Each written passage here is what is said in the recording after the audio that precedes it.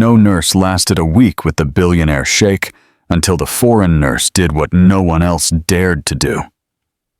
Before we begin, tell us in the comments which city you're watching from. And at the end, don't forget to rate this story from 0 to 10. Enjoy the story. 3 nurses ran through the gates of Al-Hadi Palace as if escaping a fire. The first held her suitcase in one hand and her shoe in the other. The second was crying into her phone, yelling something about suing someone. The third stopped in the middle of the parking lot, looked back, and whispered, "God help the next one." Emily Carter walked past them with a backpack over her shoulder, sunglasses on her head, and a calm smile on her face. "Dramatic people," she said aloud, adjusting her bag strap. The palace coordinator, a woman named Fatima, who looked like she had given up on life, stood at the marble entrance with a clipboard and zero hope. "You're the American nurse?" Fatima asked, studying Emily from head to toe as if she were evaluating a soldier before battle. "That's me, Emily Carter, ready for duty," she said, offering a cheerful handshake. Fatima didn't take it. "Did you read the contract?" "I did." "The whole contract? Even the small print about not suing the palace in case of psychological trauma? I thought it was creative." Fatima sighed deeply. "Listen carefully. Sheikh Samir Al-Hadi is complicated. Complicated like complains about the food, or complicated like throws chairs. Complicated like 15 nurses in 6 months. Emily blinked. "Wow, that's almost an Olympic record. This isn't a joke." "I know, but if I don't laugh, I'll cry, and my mascara is only waterproof to a certain degree." Fatima didn't smile. She just handed Emily an ID badge, turned and started walking down endless white marble hallways lined with crystal chandeliers and heavy silence. Emily followed, trying not to look impressed, but it was hard. The place was bigger than 3 hospitals combined, and more beautiful than anything she'd ever seen, even in the home decor magazines her mother collected. "He's on the 3rd floor, East Wing," Fatima muttered as they climbed a staircase that seemed to never end. "Try not to take things personally. He isn't mean, just impossible." "I know impossible. I worked in an ER in New York on New Year's Eve. Trust me, I've seen everything." Fatima stopped in front of a carved wooden double door, looked at Emily with a mix of pity and respect, and knocked 3 times. Silence. "Come in," a deep, irritated voice said from inside. Fatima pushed the door open, gave Emily a quick gesture, and practically ran off. Emily took a deep breath, put on her professional smile, and stepped inside. The suite was absurd.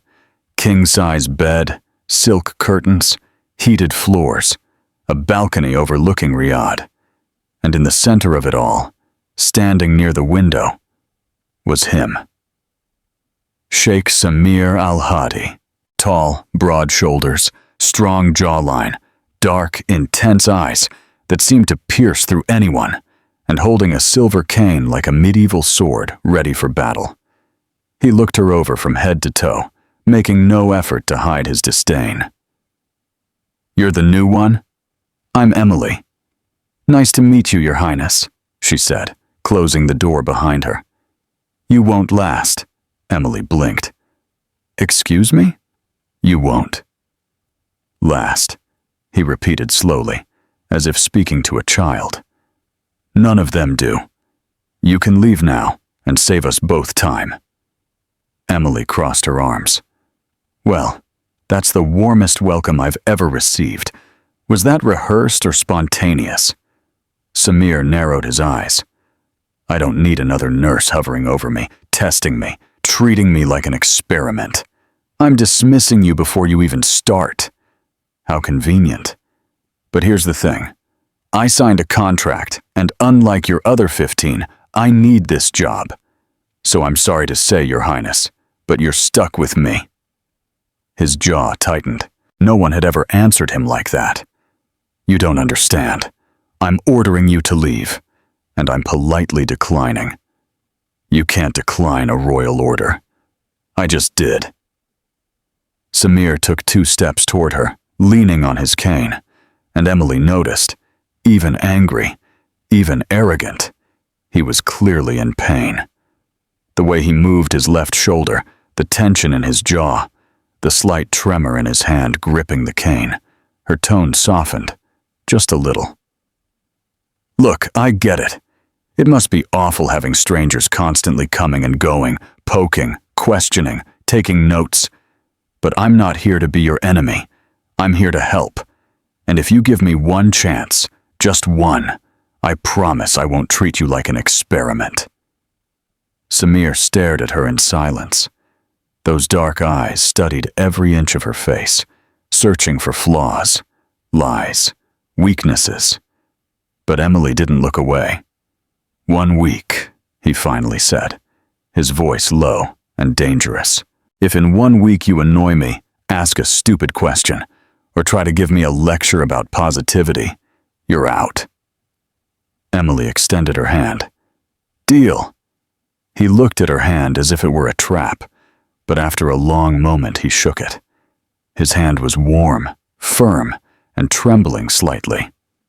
"By the way," Emily said, letting go of his hand, "just so you know, I've seen men far scarier than you whining about a fever. So relax, Your Highness. You don't intimidate me." Samir was completely speechless, and for the first time in months, something close to a smile, small, irritated, but real, almost appeared on the corner of his mouth. Almost. Emily lasted exactly 17 hours before Samir decided to really test her. At 6 in the morning, he rang the silver bell beside the bed, 3 times, loud, as if summoning a royal assembly, and waited. Emily appeared at the door of the suite with her hair in a messy bun, uniform wrinkled, and a cup of coffee in her hand. "Good morning, Your Highness. Did you sleep well, or spend the night planning how to torture me?" Samir, sitting on the bed with pillows stacked behind his back, and the expression of someone about to enjoy a show, ignored the question. "I want tea," Emily blinked. "Please?" "Tea. Now." "Got it. Forgot the magic word at home, huh?" "Happens." She turned to leave. "Wait." Emily stopped, looked over her shoulder. "Yes?" "Not just any tea. I want traditional mint tea, served according to royal protocol. Fresh leaves, silver teapot, 3 minutes of infusion, exact temperature, 185 degrees Fahrenheit. She stared at him. "You have a tea thermometer?" "I do." "Of course you do," Emily sighed. "Anything else? Want me to sing a song while I make it?" "Don't be ridiculous. Just checking." 20 minutes later, Emily came back with a silver tray, a steaming teapot, and the look of someone clearly improvising. Samir watched her every move as she placed the tray on the table beside his bed. "Is that the correct teapot? It's a teapot. I didn't ask if it's a teapot. I asked if it's the correct one." Emily picked up the teapot, turned it around, and pretended to inspect it like a museum piece. "Looks pretty correct to me. Shiny, silver, holds hot liquids. FDA approved." "The what?" "Food and Drug Administration. American agency. We approve everything." Samir narrowed his eyes. "You're mocking me." "Me? Never." She poured the tea into the cup with the care of someone trying to defuse a bomb. "Here you go, Your Highness. Pot, mint tea, hot, traditional, with all the respect my lack of royal ceremony training allows." He took the cup, smelled it, took a sip. Pause. "It's cold. Impossible. It is. Cold." Emily crossed her arms. Okay, I'll redo it. And use the correct teapot this time. There's an incorrect one? 3. Oh dear Lord. On the second try, Emily returned with another teapot, this one with gold details and a slightly less patient expression. Samir took a sip, made a dramatic pause, and set the cup back on the saucer. Sugar. Emily took a deep breath. You didn't ask for sugar. I'm asking now. Amazing. She grabbed the sugar bowl from the tray, conveniently already there, and placed it in front of him with a forced smile. Anything else? Want me to taste it first to make sure it's not poisoned? Samir almost smiled. Almost. No. But I want you to organize my medication schedule. It's already organized. Reorganize it. Why? Because I want it. Emily grabbed the clipboard from the bedside table, looked at the list of medications, then looked at Samir. Your schedule is perfect. Correct intervals. Balanced doses. Optimized timing. If I change anything, it'll make it worse. I don't care. Reorganize. Your Highness, with all due respect, no. The silence that followed was so heavy Emily could almost hear her own heartbeat. Samir looked at her as if she'd just committed high treason. You just told me no? Technically, I said no with an all due respect in front of it, so it was polite. No one tells me no.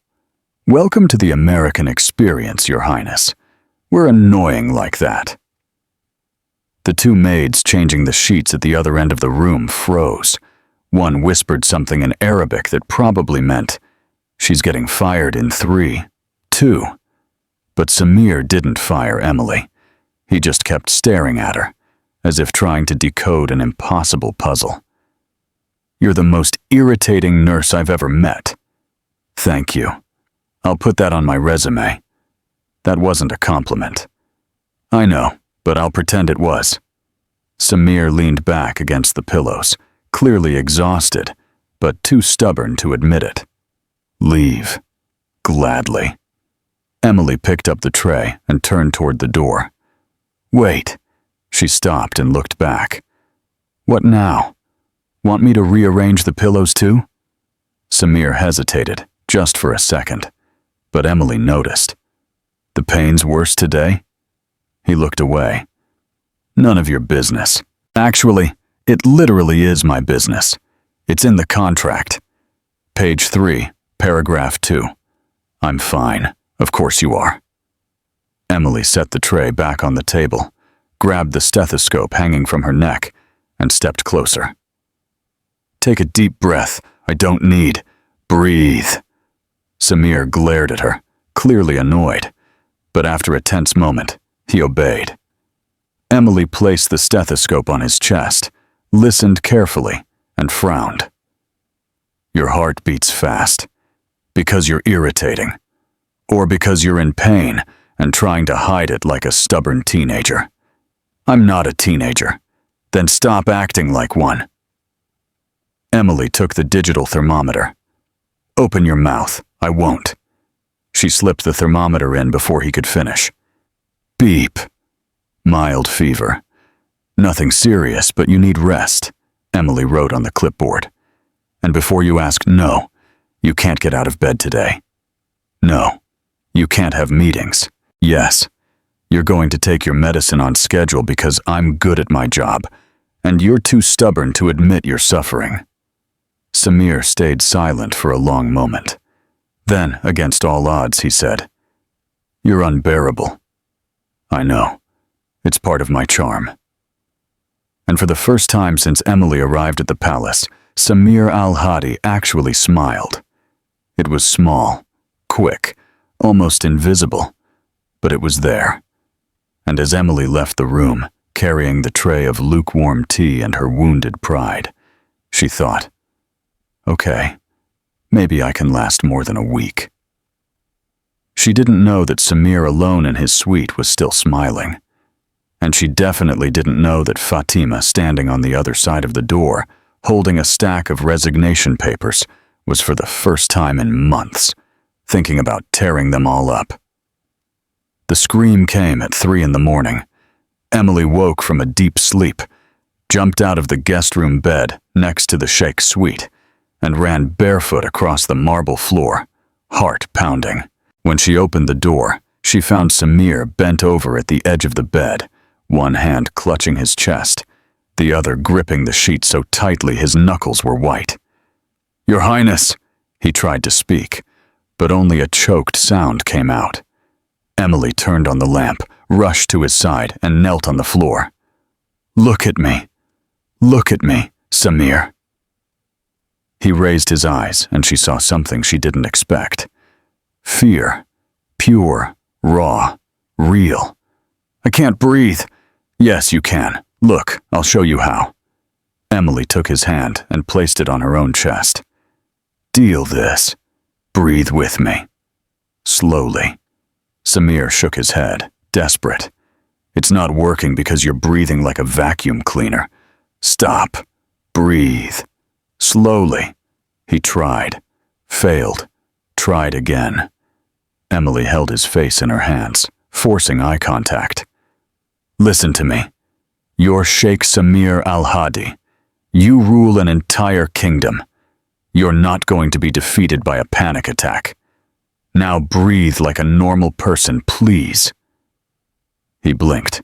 "Did you just tell me to breathe like a normal person? It worked, didn't it?" You stopped gasping. Samir realized she was right. His breathing had slowed down. Still uneven, but better. Emily picked up her stethoscope. "I'm going to listen to your heart. Don't move." She placed the instrument on his chest and listened closely. The heartbeat was still fast, but not dangerous. "It's a panic attack, not cardiac. You'll be fine." Samir closed his eyes, exhausted. "If I was, I know. But you're not." Emily grabbed a glass of water from the nightstand and handed it to him. "Drink." Slowly. He obeyed, taking 3 small sips. His hands were still shaking. "Does this happen often?" Emily asked, sitting beside him on the bed. Samir didn't answer. "Your Highness, I need to know. If it happens often, we need to adjust your treatment." "Sometimes," he admitted quietly. "When I wake up from nightmares." "About what?" He opened his mouth, closed it, looked away. Emily didn't push. She just sat there in silence, letting him choose. After a long pause, Samir whispered, "About her." Emily frowned. "Her who?" "My fiancée." He swallowed hard. "She passed away 3 years ago." The weight of those words filled the room like smoke. Emily felt her heart tighten. "I'm sorry. Everyone says that." Samir looked out the window where the moon lit up sleeping Riyadh, but no one understands. No one asks how it happened. No one wants to know what I feel. They just want me to get over it. Move on. Get married again. And you don't want to. It's not that I don't want to. He rubbed his face with both hands. It's that I can't. Every time I think about moving on, I feel like I'm betraying her memory. Emily took a deep breath. "Can I say something, without getting fired?" Samir made a vague gesture, as if to say, "Go ahead. I think you're confusing loyalty with prison. Remembering her, honoring her. That's beautiful. But staying trapped in the pain? That's not love, Your Highness. That's punishment." She paused. "And I'm sure she wouldn't want that for you." Samir turned to look at Emily. His eyes were red, but dry. "You didn't know her?" "No. But I know you. And it's clear you're the kind of man who loves with everything he has. So she was probably the kind of woman who loved that way too. And someone who truly loves doesn't want to see the other person suffer forever." Samir stayed silent. Emily stood up, picked up a blanket, folded on the armchair, and placed it over his shoulders. "Lie down. Rest. I'll stay here until you fall asleep. You don't have to. I know, but I'm staying anyway. She sat in the armchair next to the bed, pulled her legs up, and got comfortable. By the way, just wondering, do you snore? Samir blinked, confused. What? Snore. Make noise while you sleep. Like a bear. Or a truck engine. I don't know. Great. I'll find out. If you do, I'm throwing a pillow. For the first time that terrible night, Samir smiled. A real smile. Small, tired, but genuine. You're strange. Thank you. I'll add it to my resume next to annoying. He lay down, pulled the blanket up to his chin, and closed his eyes. Emily sat there, watching his breathing slow down, his face muscles relax, the weight of the past years fading away, even if just for a few hours. When she was sure he was asleep, she whispered, "You'll be okay, Samir. I promise." And without her knowing, Samir heard it. When Emily woke up, it was morning. Sunlight filled the suite through the silk curtains, and she was completely crooked in the armchair, her neck aching, her hair looking like it had been attacked by a fan. Samir was sitting on the bed, watching her with an expression Emily couldn't quite read. "Good morning, Sleeping Beauty," he said in a tone that was almost amused. Emily rubbed her eyes. "What time is it?" 8. You slept 5 hours in an armchair. Impressive. I've slept in worse places, once I dozed off standing during a 12-hour shift. She stretched, wincing. "How are you feeling?" "Better." He paused. "Thank you for last night." Emily smiled. "You're welcome. Comes with the package. Annoying but efficient nurse." Samir almost laughed. "Almost. Would you like breakfast?" he asked. Emily blinked. "Are you inviting me to breakfast?" "No. I'm ordering you to eat breakfast. With me. Because..." He hesitated, choosing his words carefully. "Because you'll faint if you don't eat something." How thoughtful. Emily stood up. "But only if there are pancakes." "There are pancakes. Then I accept your order, Your Highness." When she left to get ready, Samir stayed there, alone, with a strange feeling in his chest. It wasn't pain. It wasn't fear. It was something else, something he hadn't felt in a long time. And for the first time in years, Samir al-Hadi realized that maybe, just maybe, he could live again. Breakfast with Samir had been surprisingly normal. But Emily had learned long ago that normal never lasted long in a royal palace. She was putting medical files away on the suite's bookshelf when a book fell. Old pages scattered across the marble floor, and something rolled under the bed. A small bottle. Emily bent down, picked it up, and froze. It was an old medicine bottle. The label faded. Expiration date 2 years ago. She looked at the shelf, pulled out another book, more bottles hidden, then another and another. 7 bottles in total, all expired, all hidden like dirty secrets between pages of Arabic poetry. "What are you doing?" Emily spun around. Samir stood at the door, still in his robe, his expression caught between surprise and panic. "I could ask you the same thing."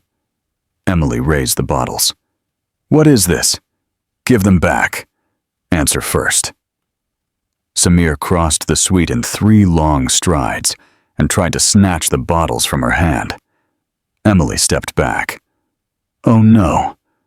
Now I need to know. What are you hiding? It's none of your business. I'm your nurse.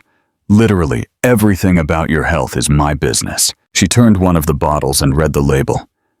"This is an anti-anxiety medication. High dose. Prescribed 3 years ago. Why are you keeping this?"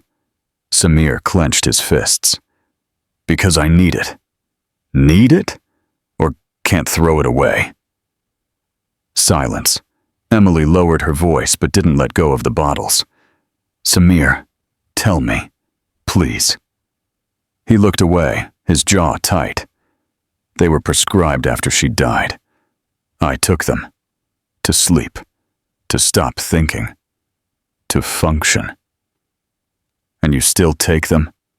No. He ran a hand through his hair. Frustrated. I stopped months ago, but I can't throw them away. I know it's ridiculous. I know I sound like some secret patient. Emily let out a laugh. Sorry, but you just used the exact words I was about to say. Samir blinked. What? Secret patient. I was about to call you that. She set the bottles on the table. Look, I get it. Throwing them away feels final. Like closing a door you're not ready to close. It's more than that. Samir sat on the edge of the bed, defeated. Those pills, they were the only thing that worked when I couldn't breathe. When I woke up in the middle of the night thinking I'd lose my mind. And now? Now I still wake up like that. But I don't take anything anymore. Because you're afraid of getting dependent? Because I'm afraid that if I take them again, I'll never stop. The weight of those words filled the room. Emily sat beside him. Not too close, but close enough. You know emotional trauma is real, right? It's not weakness. It's not nonsense. It's a wound, just like any other. And wounds need to be treated. Samir turned to her. I'm the sheikh of an entire kingdom. I can't have emotional wounds. I need to be strong. I need to lead. I need to be humanly interrupted. Because surprise, you are. And humans feel pain. Humans suffer. Humans keep expired pills because they don't yet know how to let go of the past. He stayed silent. Emily picked up the bottles one by one and placed them in his hand. Here's my proposal. We'll throw these away. Together. Now. And if you panic, I'll hold your hand and we'll breathe like normal people. Deal? Samir looked at the bottles, then at Emily, then back at the bottles. What if I can't? Then we'll try again tomorrow, and the next day, and the next, until you can. He took a deep breath, then slowly stood up and walked to the bathroom. Emily followed him. Samir stood in front of the trash can for a long moment, holding the bottles as if they were made of glass. I hate this, he whispered. I know. I hate feeling weak. You're not weak. You're just tired of carrying the weight alone. Samir closed his eyes. Then, with a quick motion, like ripping off a Band-Aid, he tossed the bottles into the trash. The sound of them hitting the bottom echoed in the bathroom. Emily took his hand. Breathe. He did. Once. Twice. 3 times. I did it, Samir said, almost in disbelief. You did. I actually did it. Yes, Your Highness. And the world didn't end. You didn't fall apart. You just let go. Samir looked at Emily, and for the first time she saw something new in those dark eyes. Hope. Thank you, he said, voice rough. You're welcome. Emily released his hand. Now come on, let's eat something. Emotional drama makes you hungry. Samir laughed, a low but real sound. You're impossible. I know. It's part of the package. They went back to the suite, but when Emily turned to grab her clipboard, she noticed Samir was still standing there, looking at her. What is it? Nothing. Just... He hesitated. Why do you care so much?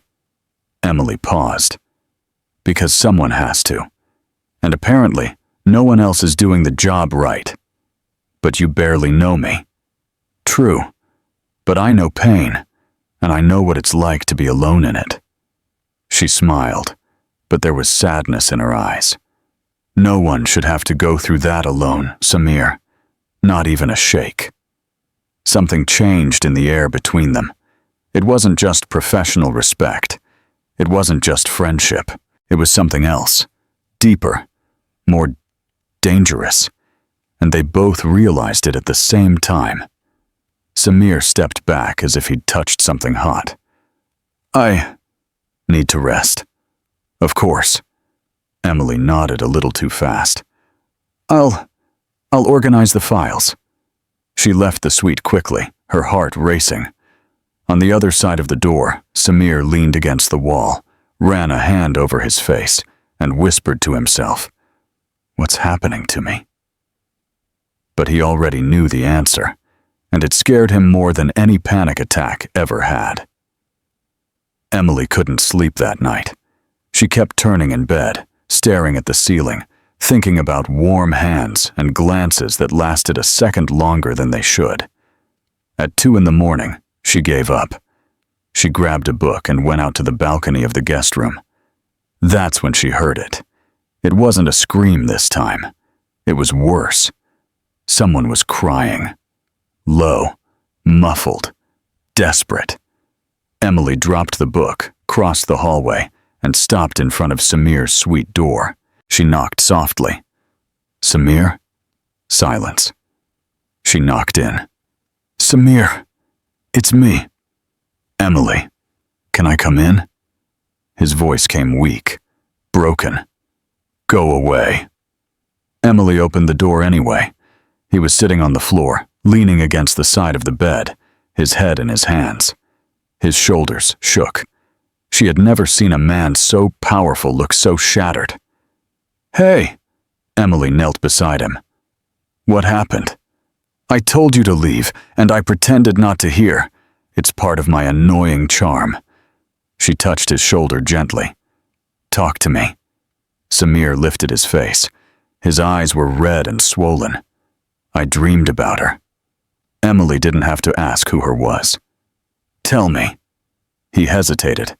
Then, as if releasing something that had been trapped for years, he began to speak. "It was an accident. A stupid, preventable accident. We were coming back from a trip. I was driving. It was raining hard. And then his voice broke. Then a car ran the light. I swerved, hit the barrier. She was in the passenger seat." Emily closed her eyes. "Samir?" "She was in a coma for 3 days. I held her hand. I said I was sorry. I begged. I promised I would fix everything. But she never woke up." He ran his hand over his face, trying to hold back the sobs. "And the last thing I said to her before the crash was, 'We'll talk later.' Because I was angry. Because she wanted to postpone the wedding, and I didn't agree. And now? Now later will never come." The tears came freely now. Emily sat down next to him on the cold floor, her shoulder against his. "It wasn't your fault. Yes, it was. I was driving. I swerved. You did what anyone would have done. You tried to avoid it. You tried to protect her." She turned to him. "Do you think she would blame you?" Samir was silent. "Answer me. Do you think she would blame you?" "I don't know," he whispered. "I think I do." Emily took a deep breath. "I think she loved you too much to want you spending the rest of your life punishing yourself for something you couldn't control. But I deserve to be punished. I deserve to carry this." "Why? Because you survived?" Emily shook her head. "Samir, surviving isn't a crime. Pain isn't punishment. And living isn't betrayal." He turned to her, his gaze so intense it made her heart skip a beat. "How do you know all this?" Emily gave a sad smile. "Because I once carried guilt that wasn't mine either. My dad had a heart attack when I was 22. I was in college. He called saying he didn't feel well. I said, 'Go to the hospital, Dad. I'll call you later.'" She paused. He went alone. Died alone. And I never forgave myself for not dropping everything and going with him. Samir touched her hand, slowly, hesitant. "You couldn't have known." "Exactly." Emily intertwined her fingers with his, and neither could you. We're not fortune tellers. We're just human. They sat there on the cold marble floor in silence, holding each other's hands, as if it were the only thing keeping the world from falling apart. After a long moment, Samir said, "You know what's worse? The Royal Council wants me to marry again. They say it's my duty, that the kingdom needs heirs, that I need to move on, as if love were something you can replace like clothes. And you? What do you want?" Samir looked at their intertwined hands. "I don't know anymore. Before I just wanted everyone to leave me alone, to stop pressuring me, to stop trying to fix my life. But now, he lifted his eyes, met hers. Now, I'm not sure I want to be alone." The air between them grew heavy. Emily let go of his hand too quickly. "I think you need some rest. Emily, come on, up." She stood, offering her hand. "Let's get you to bed before you catch pneumonia sitting on this cold floor." Samir took her hand, letting her help him up. He was tall, very tall, and suddenly, Emily realized how close they were. "Thank you," he said softly. For everything. You're welcome." Emily tried to sound professional, failed miserably. "It's my job." "No, it's not." Samir took a step back, as if forcing distance. "No other nurse ever did what you..." "Maybe because no other nurse was stubborn enough to handle you." He almost smiled. "Maybe." Emily turned to leave, but before reaching the door, she heard, "Emily?" She stopped. "Stay. Just until I fall asleep. Please." She should say no. She should keep it professional. She should walk out, go back to her room, and pretend this night never happened. But when she turned and saw Samir there, vulnerable, human, real, she couldn't do it. "All right, but only until you fall asleep." She sat down in the armchair. Samir lay back on the bed and pulled up the blanket. "Do you really snore?" Emily asked, trying to lighten the mood. "Haven't you found out yet?" "No. You sleep like a normal person. Honestly, kind of disappointing." Samir laughed softly, tired. "Sorry to disappoint. That's all right. I forgive you."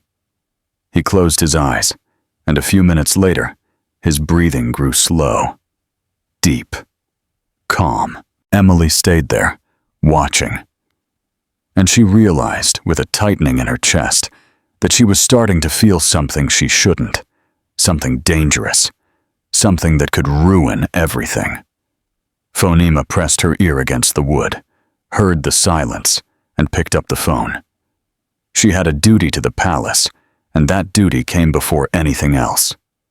The morning began with Emily dragging Samir out of bed at 6 a.m., literally. "Get up, come on, move." Samir opened one eye, looking at her, as if Emily had completely lost her mind. "Are you insane?" "No, but you'll go insane if you keep lying in this bed 23 hours a day." Emily pulled the blanket away. "Come on, we're going for a walk." "A walk?" Samir sat up, indignant. "You want me to walk?" "Yes, with your legs, one foot in front of the other. Familiar with the concept?" "Of course I'm familiar with it, but I'm sick." "You're better, much better, and now you need to rebuild your strength." Emily crossed her arms. "So get up, put on something comfortable. We're taking a stroll in the garden." Samir stared at her for a long moment. "And if I refuse, then I'll tell Phonema you keep chocolate under your pillow." He froze. "How do you know that?" "I'm a nurse. I know everything." Emily smiled, victorious. "Now let's go. You've got 5 minutes to get dressed." Samir muttered something in Arabic that was probably not a compliment, but he stood up. 15 minutes later, They were in the palace's inner garden. A marble fountain in the center, fragrant flowers, a path of white stones shaded by palm trees. And Semir, wearing a simple tunic and running shoes, looked like a prisoner being led to his execution. This is ridiculous. Keep walking. My dignity is being destroyed. Your dignity will survive. Now move those legs. They started walking, slowly. Semir limped a little, still using his cane for support, but he was moving. After 2 minutes, he stopped. There, I walked. Emily turned, hands on her hips. You walked 10 yards, and that's enough, Semir. Emily. Walk. No. Walk. He huffed, but kept going. When they finished the full circle around the garden, about 5 minutes, Semir practically collapsed on the stone bench by the fountain. I need to rest immediately. Emily rolled her eyes. You're fine. Take a deep breath. I can't. I'm exhausted. You're not exhausted. You're out of shape. That's technically the same thing. Emily let out a laugh. You're dramatic. I'm realistic. You're spoiled. Semir opened his mouth to argue, but noticed she was laughing. Laughing for real. And that sound was good. Better than good. So he decided not to complain. At least, not much. Tomorrow we'll do it again, Emily said, sitting beside him on the bench. You're relentless. Thank you. I'll add it to my resume. In the following days, the routine became a ritual. Morning walks, breathing exercises in the afternoon, stretching at night, and Semir complained a lot. This isn't stretching. It's torture. Breathe and reach. I am reaching. You're pretending, I can tell. How can you tell? You don't have X-ray vision. Yes, I do. Comes with the annoying nurse package. Fatima, watching from the 2nd floor window with a cup of tea in her hands, smiled. For the first time in 3 years, the sheikh looked alive. And that American nurse, with her clumsy, no-filter ways, was achieving something 15 professionals couldn't, making Semir want to get better. She took a sip of her tea and thought, maybe that girl is the best thing that ever happened to him. But not everyone thought the same. In the palace medical wing, Dr. Kamal, the chief physician and trusted man of the royal council, flipped through Semir's health reports with a dark expression. He's improving, the assistant said cheerfully. I know, Dr. Kamal replied, closing the folder. And that's a problem, the assistant frowned. How is that a problem? Isn't that exactly what we want? Not when the improvement comes from unauthorized methods. He picked up the phone. Breathing. Meditation. Walks. That's not medical protocol. It's improvisation. And improvisation has no place in royal treatment. But it's working. That doesn't matter. Dr. Kamal dialed a number. The council needs to know. Meanwhile, in the garden, Emily was trying to teach Semir how to meditate. Close your eyes. Why? Because that's how it works. And what if I don't want to close my eyes? Then you'll just sit there like a stubborn statue. Emily sat down on the ground, cross-legged. Come on, sit here. Semir looked at the ground as if it were lava. On the ground? Yes, Your Highness, on the ground, like regular people. I'm not regular people. Today you are. Now sit. He sighed, but sat down, awkwardly, grumbling. This is uncomfortable. You'll get used to it. Now close your eyes and breathe. I'm breathing. Breathe slowly. I'm breathing slowly. No, you're breathing like an irritated person, because I am irritated. Emily opened her eyes and looked at him. Semir was sitting cross-legged, eyes closed, brow furrowed, breathing with the determination of someone about to explode. She couldn't help it. She started laughing. "What is it?" Samir opened his eyes. You look like you're trying to solve an impossible problem." "I am trying. It's called meditation." "No, it's called tension, pretending to be peace." Emily was still laughing. "Relax, for heaven's sake. I don't know how to relax." "Obviously. You're the most tense man I've ever met." Samir looked at her, and for the first time he laughed too. A short, low, but genuine laugh. "Do you really think I'm the worst patient you've ever had?" "Without a doubt, but also the funniest." They stayed there, sitting on the garden floor, laughing like two ordinary people who, for a moment, forgot all about titles, expectations, and invisible walls. It was one of the best moments Emily had in weeks, until Dr. Kamal's voice echoed from across the garden. "Miss Carter, I need to speak with you now." The laughter stopped. Emily stood, brushing the grass from her pants. Samir stood too, tense. "What does he want?" "I don't know, but it can't be good." She was right. Dr. Kamal crossed the garden, a folder under his arm, and an expression that clearly said, "You're in trouble. Miss Carter, come with me. There are some concerns about your treatment methods." Emily folded her arms. "What concerns? We'll discuss it in private." "No." Samir stepped forward. "We'll discuss it here. Now." Dr. Kamal looked at the sheikh, then at Emily, and smiled. A cold smile. "As you wish, Your Highness. But the medical board is questioning the legitimacy of Miss Carter's methods. And frankly, so am I." Emily felt her stomach drop, and she realized the battle was just beginning. Inside the palace, Dr. Kamal opened his mouth to continue his speech about questionable methods, when the sharp sound of high heels echoed through the marble hall. Everyone turned. A stunning woman walked through the garden as if she were on a runway. A turquoise silk dress, dark hair, perfectly curled, flawless makeup. Behind her, Rashid Al-Hadi, Samir's brother, walked with a smile that didn't reach his eyes. "Samir!" the woman exclaimed, opening her arms. "My dear cousin." Samir froze. Emily noticed immediately. He wasn't happy. "Layla," Samir said, forcing a smile. "What a surprise. A wonderful surprise, I hope."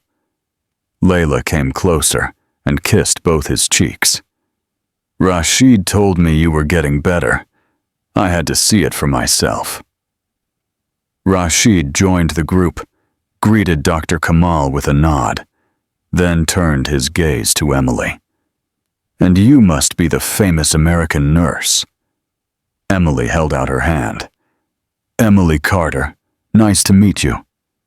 Rashid shook her hand with unnecessary firmness. "I've heard a lot about you. Apparently, you've caused some interesting changes around here." The tone made it clear that interesting wasn't a compliment. "Positive changes," Samir cut in, tense. "Emily has been extremely competent." "I'm sure she has." Rashid smiled, though his eyes stayed cold. "But I think we all agree the sheikh needs something more traditional, something aligned with our customs." Emily crossed her arms. "With all due respect, what the sheikh needs is effective medical treatment, and the results speak for themselves." "Unauthorized results," Dr. Kamal added quickly. "Authorized or not, he's better," Emily shot back. Layla, who had been quietly watching, gave a delicate laugh. "My, what a dedicated nurse." She looked at Samir with exaggerated admiration. "You're lucky, cousin. It's rare to find someone so involved in their work." Emily felt her stomach twist. There was something in Layla's tone, sweet as melted sugar, but far from sincere. Samir cleared his throat. "Layla, what brings you here?" "Really?" Layla blinked, pouting slightly. You say that as if I needed a reason to visit my favorite cousin. But since you asked, she glanced at Rashid, who nodded. I came to talk about the future. What future? Our future. Layla took a step closer and touched Samir's arm. Rashid told me the council has been pressuring you to move on.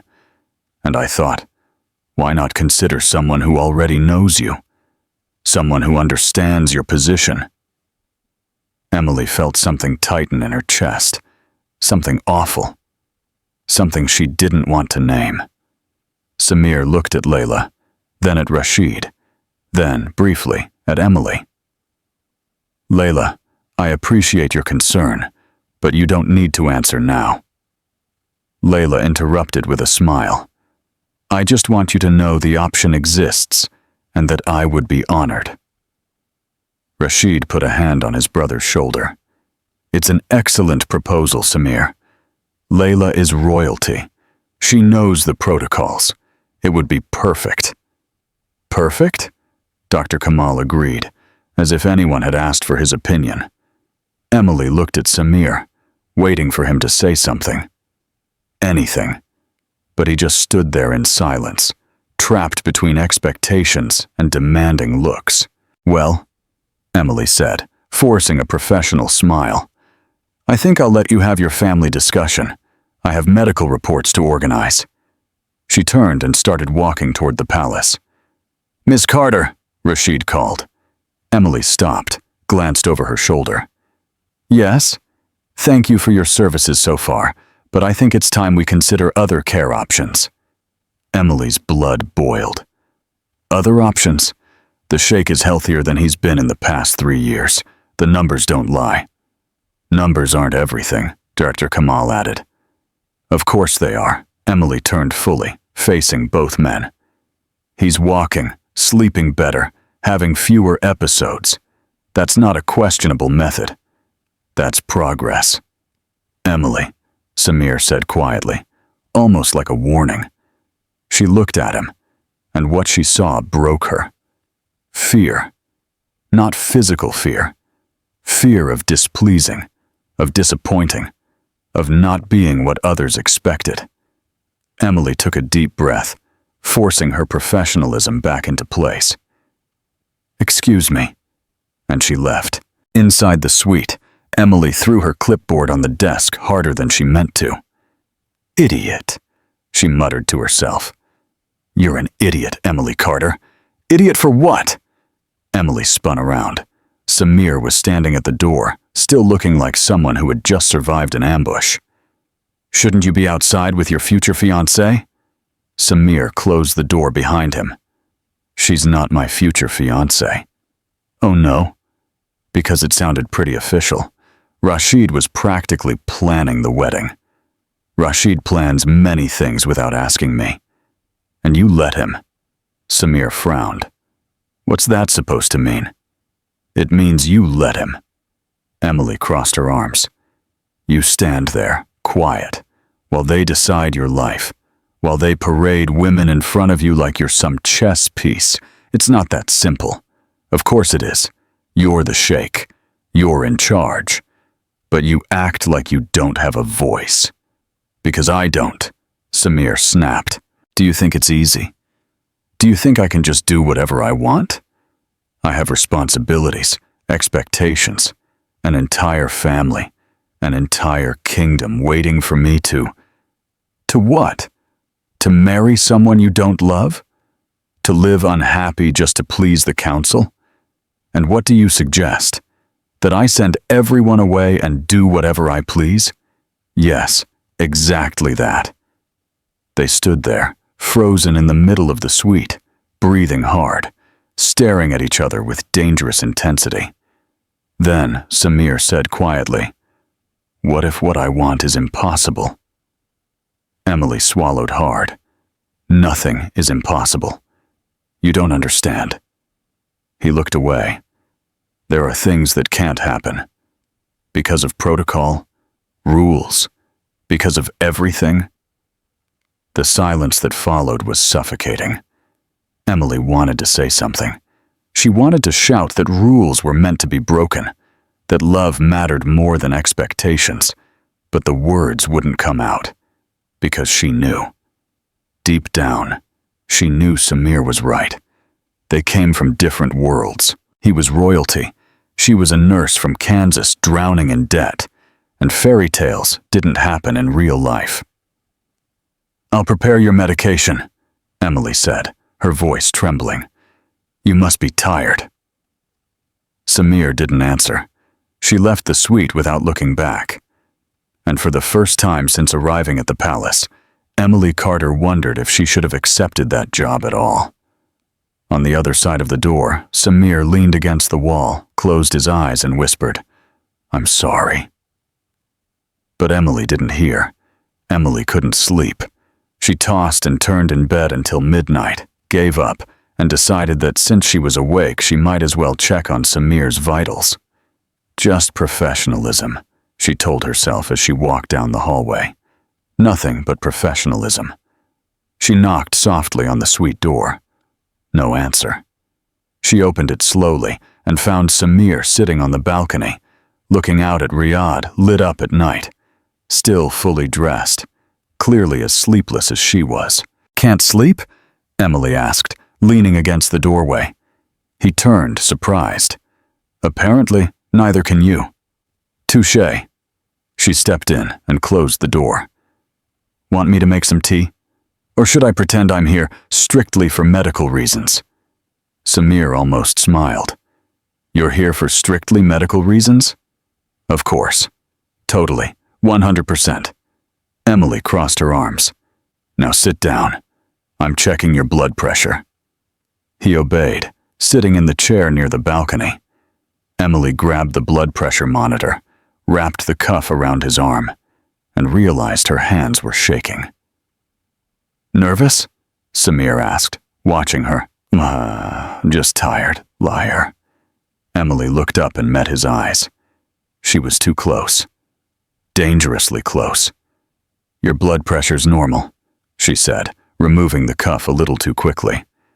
"Emily, heart rate's fine too. Everything looks good. Stop." She stopped, took a deep breath, looked at him. "What do you want me to do, Semir? I mean, really, because I'm trying to keep things professional, but you keep looking at me like that. And, like what? Like that. Like I matter." Semir stood up slowly, still holding her gaze. "You do matter." Emily's heart raced. "Don't say that." "Why not?" "Because it makes everything harder. It's already hard." He took a step closer. "Since the first day you came here and told me you wouldn't leave just because I told you to." Emily stepped back, but hit the side table. "Trapped. We can't do this." "I know. You're the sheikh. I'm your nurse.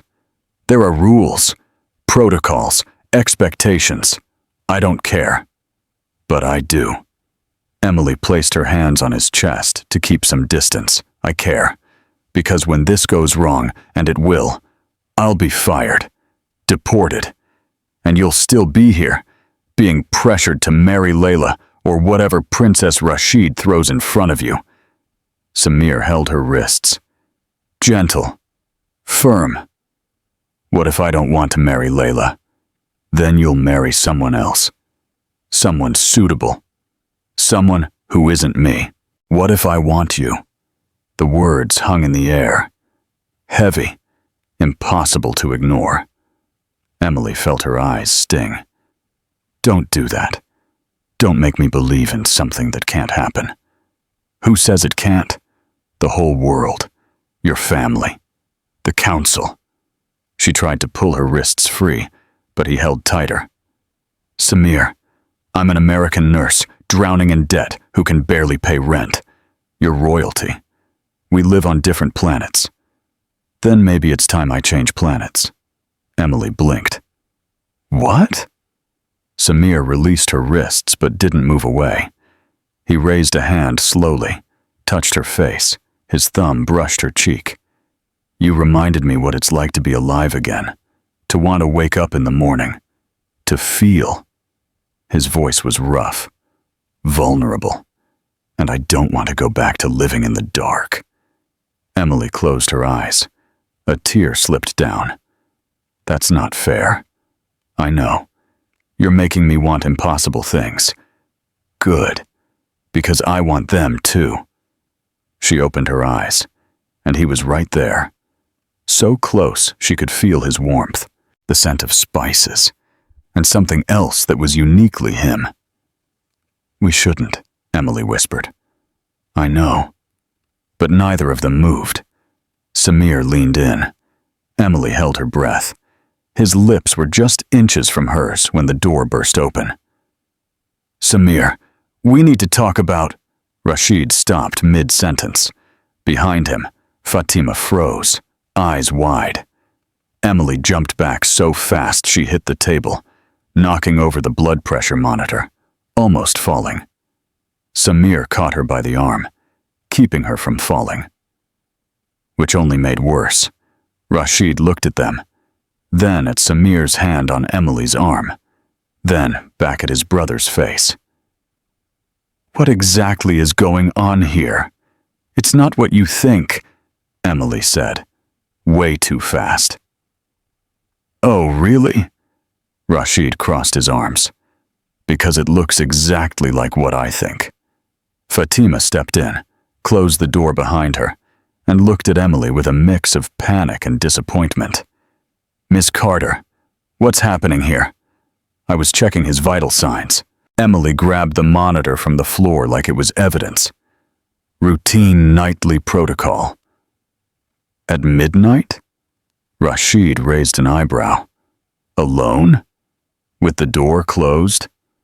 I always close the door. Patient privacy is important. Emily, Samir began. No. Rashid raised a hand. Let me guess. You're going to tell me this was innocent, that nothing was happening, that I misunderstood. Samir's jaw tightened.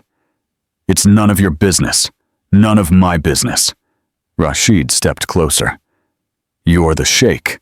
Everything you do is my business, the council's business, the whole kingdom's business. This is ridiculous, Emily muttered. Rashid turned to her, eyes cold. You, be quiet. Don't talk to her like that, Samir said, his voice low and dangerous. Or what? You'll send me away? Challenge me? Rashid laughed, but there was no humor in it. You can barely get out of bed, Samir, and you want to play the hero for a nurse who clearly crossed every professional line? She didn't cross anything. Oh no. Rashid pointed at the two of them. You were inches apart, alone, in the dark, and you expect me to believe nothing happened?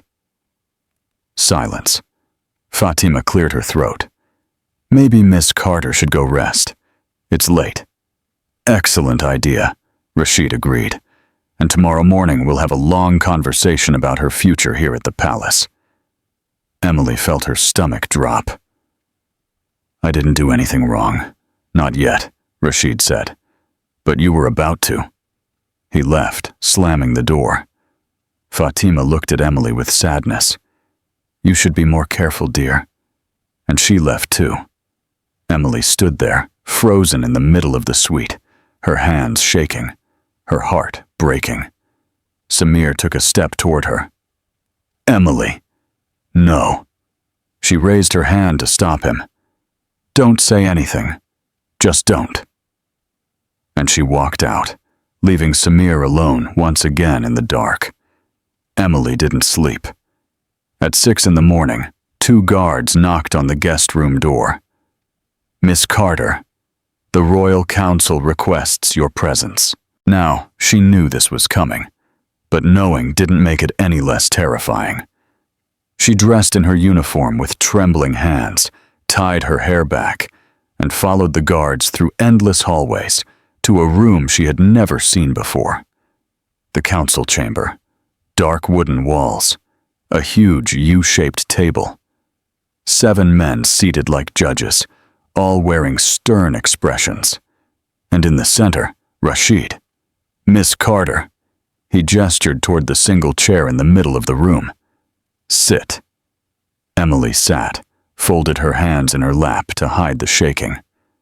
I'll get straight to the point, Rashid began, flipping through a folder. We've been informed of multiple violations of professional protocol during your time here. Violations, Emily repeated. What violations? One of the older councilmen, with a gray beard, cleared his throat. Inappropriate intimacy with the patient, unauthorized treatment methods, and last night, behavior that clearly crossed the limits of a professional relationship. Emily felt her blood boil. Behavior? I was checking his vital signs. At midnight, Rashid raised an eyebrow. Alone? With the door closed? I always close the door. It's called patient privacy. Ever heard of the Health Insurance Portability and Accountability Act? The council members exchanged puzzled looks. HIPAA? Emily explained. Impatient. American Medical Privacy Regulation. Learned it in college. First week. We do not follow American regulations here, another councilman said flatly. Clearly, because if you did, you'd know firing a nurse for doing her job is ridiculous. Ridiculous?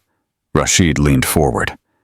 Miss Carter, you were hired to take care of the Sheikh's physical health, not to get emotionally involved, not to implement questionable methods, and certainly not to, he paused dramatically, seduce him. I'm sorry, what? Multiple witnesses reported inappropriate closeness between Yeshu and the Sheikh. Closeness? He was having panic attacks. I was doing my job. Your job doesn't include spending nights in his suite. I spent one night, because he asked me to, because he was scared, because no one else cared enough to stay. The silence that followed was tense. Rashid closed the folder. Your termination is effective immediately. You have 2 hours to pack. A flight back to the United States has been arranged for this afternoon. Emily stood, shaking with anger. You can't do this. We can. And we are. He's getting better. The numbers prove it. He's walking, sleeping, living again, thanks to methods that were not approved by the official medical team, Dr. Kamal added, entering the room. Dangerous, unscientific methods. Unscientific. Emily turned to him. Deep breathing, exercise, emotional therapy, those are in every modern medical manual, not in ours. Emily looked around the room, at the closed faces, at Rashid watching her with barely hidden satisfaction. This isn't about protocol, she said quietly. This is because he was starting to be happy. And you don't want him happy. You want him obedient. Rashid stood, hands pressed against the table. You're out of line. No, I'm right. And you know it. The chamber doors burst open. Samir walked in, still in his pajamas, barefoot, breathing heavily as if he'd been running. What's going on here? Everyone stood up on reflex, except Emily. Your Highness, Rashid began. This matter doesn't concern. Answer the question. We're handling a human resources matter. Samir looked at Emily, then at his brother. You're firing her. Yes, for violating protocol and showing inappropriate behavior. Inappropriate behavior? Samir took a step forward. She saved my life. She's done more for me in 6 weeks than all of you have in 3 years. She crossed boundaries, Dr. Kamal said. That's undeniable. The only boundaries crossed here are those of basic decency. You're firing the only person who actually cared about me because she... What? Because she treated me like a human being? Because she's emotionally involved, Rashid said firmly. And so are you, and this cannot continue. Samir clenched his fists. I don't accept this dismissal. You don't have a choice. The council voted. 4-3. She leaves today. Then I'm firing the council. The council members gasped. Rashid went pale. You can't do that." "Yes, I can. I'm the sheikh. You're a sheikh who can barely stand," Rashid exploded. "A sheikh being manipulated by a foreign woman who knows nothing about our culture, our traditions. Enough!" Samir slammed his hand on the table. The sound echoed through the room. Complete silence. "Emily stays," Samir said, his voice dangerously calm. "And if anyone tries to remove her by force, they'll answer directly to me. Understood?" Rashid stared at him. "You're choosing her over your own family? Over the kingdom? I'm choosing someone who treats me like a person, not like a chess piece." "Samir," Emily said quietly. "Stop," he looked at her. "I'm not letting them do this to you. You don't have a choice." Emily stood up, forcing a smile. "They have power. I don't. And if you fight them because of me, you'll lose everything. I don't care. But I do." She took his hand quickly, discreetly. "Let me go, Samir."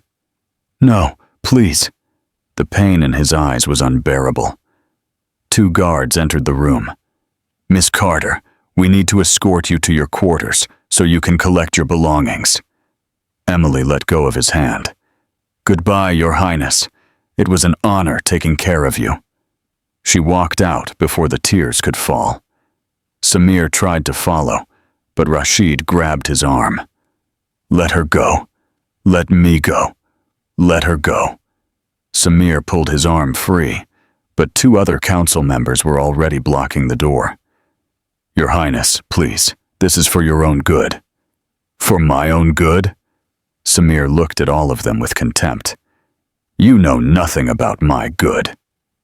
He left, slamming the door so hard that the echo thundered through the hall. In the corridor, Emily leaned against the wall, took a deep breath, and finally let the tears fall. Emily's suitcase weighed 30 pounds, but it felt like a ton as she dragged it down the palace corridor, escorted by 2 guards who looked like they were leading a criminal to her execution. Fatima appeared at the corner of the hallway.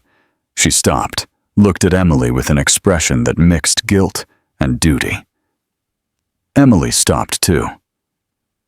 "I came to say goodbye," Fatima said softly. "You don't have to, I understand." Emily forced a smile. "You were just doing your job." "It's not just that." Fatima took a step closer. "I was harsh with you last night, maybe too harsh, and I want you to know that." She took a deep breath. "I saw what you did for him. I saw how he changed, and part of me hopes you find a way to come back." Emily felt her eyes sting. "Fatima, he needs you." Fatima placed something in Emily's hand, a folded piece of paper. "Don't open it now. Open it when you're on the plane." "What is it?"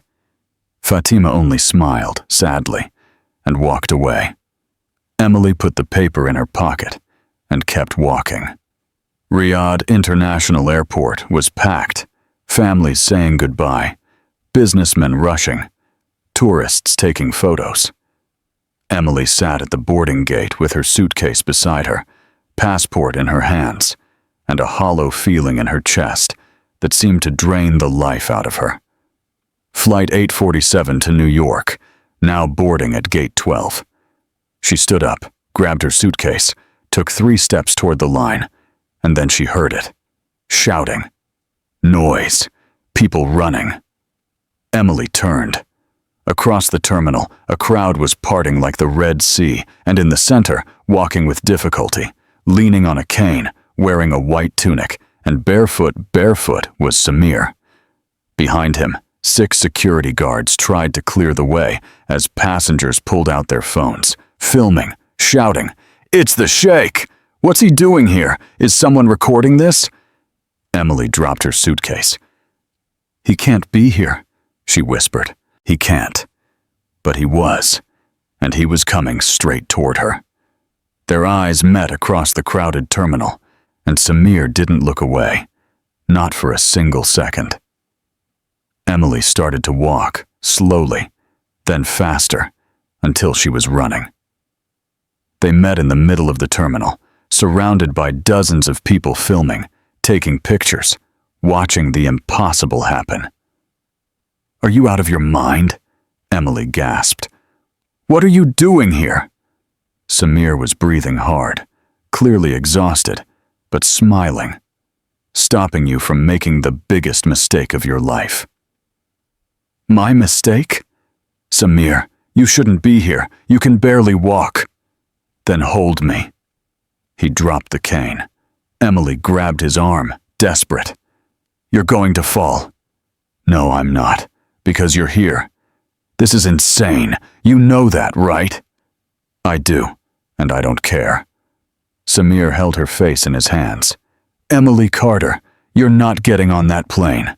I have to. I was fired, deported. Then I'll reverse it. You can't reverse the council's decision." "Yes, I can, because I'm the sheikh. And more importantly," he paused, his eyes shining, "because I love you." The entire terminal seemed to freeze. Emily felt her knees go weak. "What?"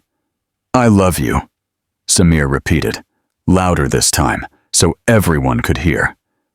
"I've loved you since the first day you walked into my suite and refused to leave. I love you because you're annoying, stubborn, funny, and the only person who made me remember what it feels like to be alive. And I'm not letting you go." Emily was crying now, laughing and crying at the same time. "You can't do this. Your family, the council, they'll destroy you." "Let them." Samir pulled her closer. "I spent 3 years letting other people decide my life, letting fear and guilt control me. But you taught me that living isn't betrayal, and I choose to live with you. Samir, stay, please. Stay with me." Emily looked around at the cameras, the guards, the crowd watching like it was a movie. Then she looked back at Samir, at the man who had once been impossible, intolerable, lost, and who now stood here in a crowded airport, barefoot and vulnerable, asking her to stay. "Are you sure?" she whispered. "Completely. Because if I stay, there's no going back. It'll be you and me against everyone." "Good." Samir smiled. "I like those odds." Emily laughed, a shaky, tearful sound, but real. "You're impossible." "I know. It's part of my charm." And then, without warning, Samir knelt down, right there, in the middle of Riyadh International Airport, with hundreds of people watching. The crowd gasped all at once. Emily covered her mouth with her hands. "Samir, get up!" "No." He held her hand. "Emily Carter, you healed me when I thought I couldn't be healed. You made me laugh when I'd forgotten how. You gave me hope when I had none." His voice broke. "Marry me." The terminal exploded in cheers, applause, phones recording from every angle. Emily dropped to her knees in front of him, holding his face in her hands. "Are you sure?" "Absolutely sure. Because I'm just an American nurse with no money, no title, nothing to offer except love and sarcasm." Samir smiled through his tears. "That's all I ever wanted." "Then yes." Emily kissed his forehead. "Yes, I'll marry you, you impossible, crazy sheik." The crowd erupted. Security tried to control the scene, but it was too late. Dozens of videos were already being posted, shared, going viral. The Sheikh of Riyadh had just proposed to an American nurse in an airport, on his knees. And she had said yes. Samir stood with her help and pulled her into a tight embrace. "You won't regret this," he whispered in her ear. "I know," Emily laughed. "But you probably will. I'm counting on it." They stood there, holding each other in the middle of the chaos, while the world watched. And somewhere in the Al-Hadi Palace, Rashid watched the viral videos online, with an expression of pure horror, because his brother had just done the unthinkable, and there was no turning back. The video reached 2 million views in 4 hours. Emily watched the numbers climb on her phone as the official car passed through the gates of Al-Hadi Palace.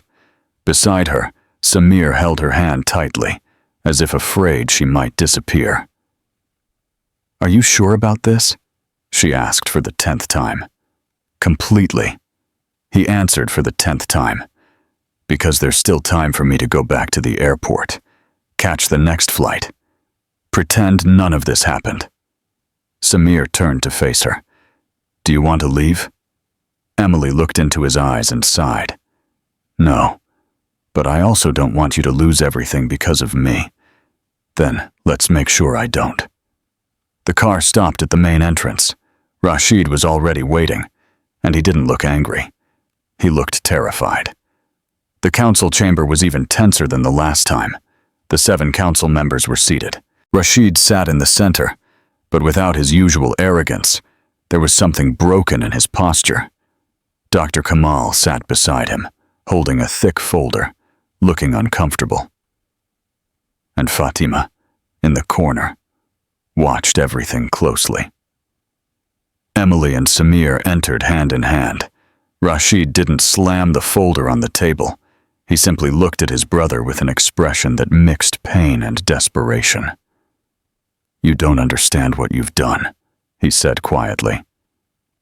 "You don't understand the risk." Samir frowned.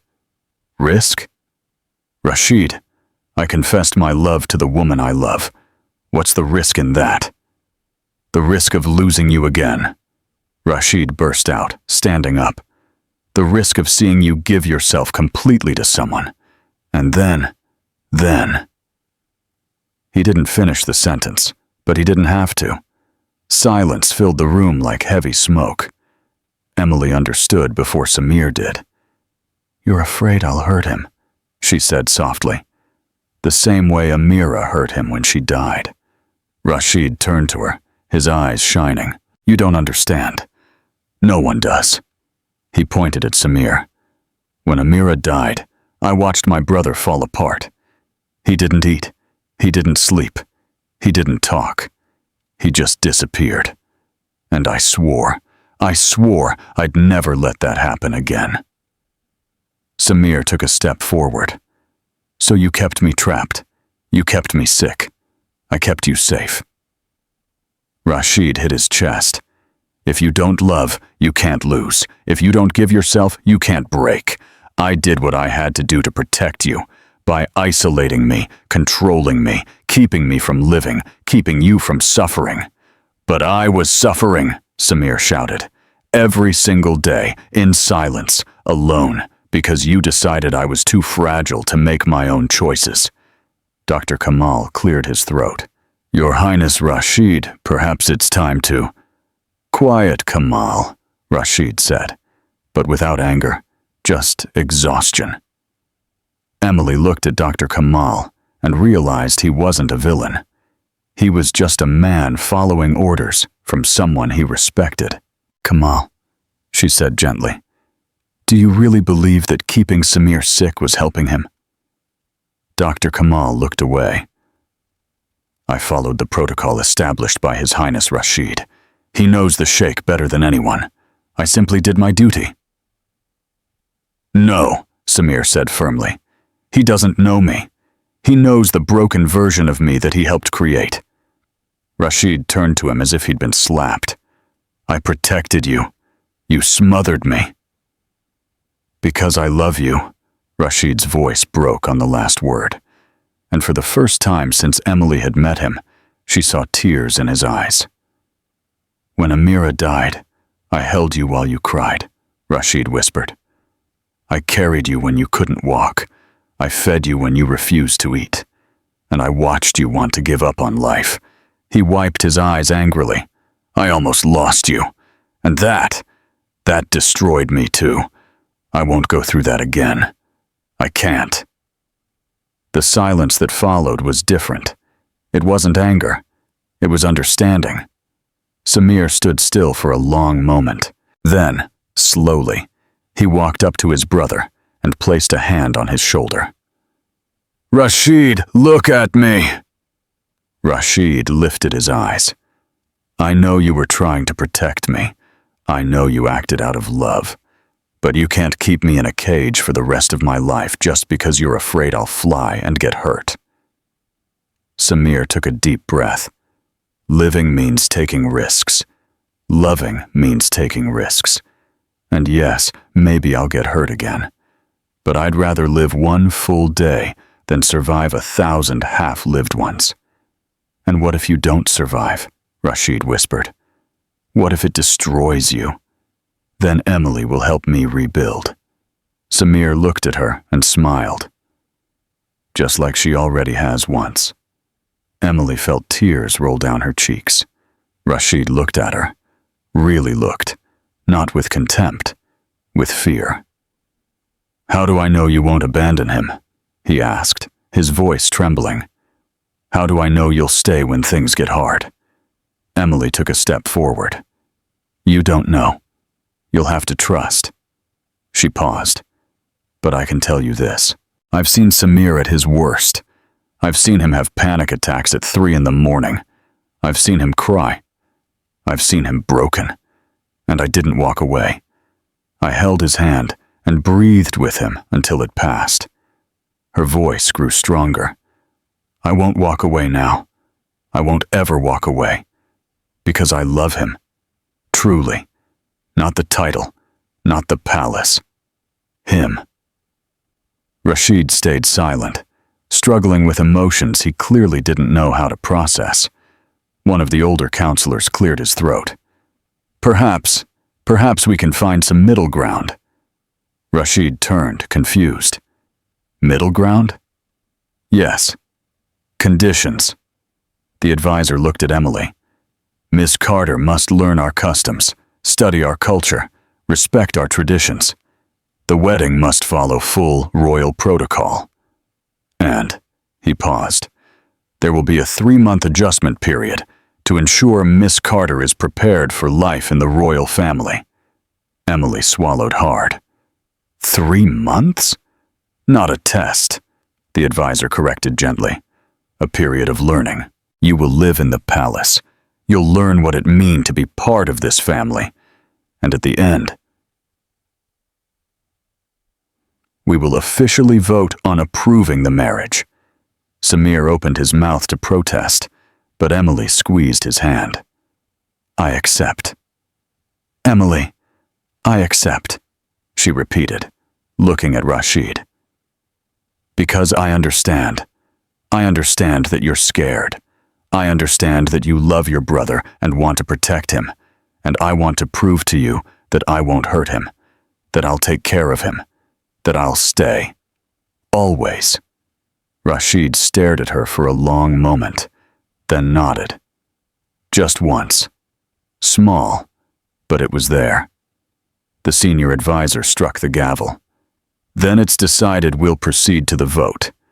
Who approves the 3-month period before the official wedding?" 5 hands went up immediately. Rashid hesitated, looked at Samir, then at Emily, and slowly raised his hand. Dr. Kamal followed. 7-0, the advisor announced, clearly surprised. Unanimous. The proposal is approved. Emily let out the breath she'd been holding. Samir pulled her into a tight hug. "You won't regret this," he whispered. "I know." The advisor stood, greeted Samir respectfully, and left one by one. Dr. Kamal stopped in front of Emily. "Miss Carter, I'd like to apologize. I was following orders, but that doesn't excuse it. You've done for him what I couldn't do in 3 years." He extended his hand. "I hope we can work together from now on." Emily shook his hand, smiling. "I'd love that, Dr. Kamal." He left, looking relieved. Rashid was the last to go. He stopped at the door, looking at his brother. "Samir, I'm sorry. For everything." Samir nodded. "I know. And we'll talk. Really talk. But for now, thank you." "For voting yes," Rashid looked at Emily. "Take care of him." "Always," she promised. Rashid gave a sad smile and left. Fatima stepped forward, taking Emily's hands. "Welcome to the family, dear." "Officially. Or almost." She smiled. "And just so you know, the wedding protocols are absurd. You'll have to approve 47 kinds of flowers." Emily blinked. 47? "Yes. There's a spreadsheet. 3 meetings just for table decorations, and an entire committee dedicated to the menu." Fatima laughed. "But I'll help you, I promise." "Thank you, Fatima. For everything." Fatima hugged them both and left, closing the door behind her. Emily rested her head on Samir's chest. 3 months. We can do this. We can do anything. He lifted her chin. Together. Suddenly, Emily remembered. "Oh, Fatima gave me a letter. In the hallway before I left the palace for the first time." She pulled a folded piece of paper from her jacket pocket. Wrinkled, but intact. Samir watched as she opened and read it. Tears came almost instantly. "What does it say?" he asked, worried. Emily laughed through her tears and handed him the paper. Samir read aloud. "Dear Emily, I've worked in this palace for 20 years. I've seen many things, but I've never seen anyone do for Sheikh Samir what you've done. You need to know the truth. Rashid isn't a villain. He's a terrified brother. When Amira passed away, Samir almost went with her, and Rashid nearly lost himself watching his brother suffer. Since then, he decided that protecting meant controlling, that if Samir didn't love, he couldn't be hurt. But you proved him wrong. Love doesn't destroy. Love heals. Show him that. Show him you won't hurt Samir, that you'll stay, that you're strong enough for this life. And remember, 47 kinds of flowers. No joke. With love, Fatima.